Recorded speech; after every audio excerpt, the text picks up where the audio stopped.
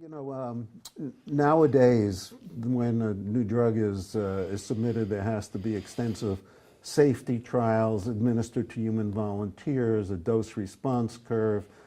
demonstrated an effectiveness. Do you know if any of that was done with Well, intravenously? you had the advantage that dantrolene IV was following the oral dose, so you had all these blood levels and so forth, and you knew what the metabolism was from the oral and so forth, so you could do a pretty quick analysis of whether or not this was creating any problems or not. Against this, we had a background of dantrolene oral having a black box because of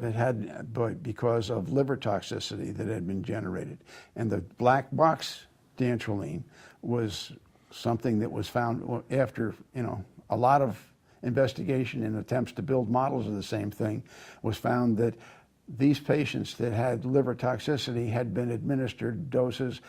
twice the level that were recommended,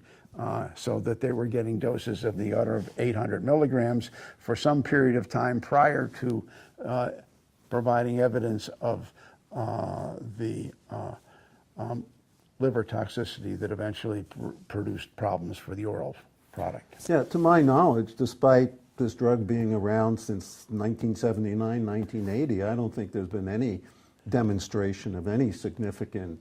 toxic effects on the liver from the intravenous formulation. I'm sure that anything I ever saw indicated there wasn't, but the thing that was clear is that this was used for a very short period of time at a high level. The toxicity that had shown up were people who were using it chronically at a very high dose, and were not paying attention to any of the toxicity symptoms that you would have seen.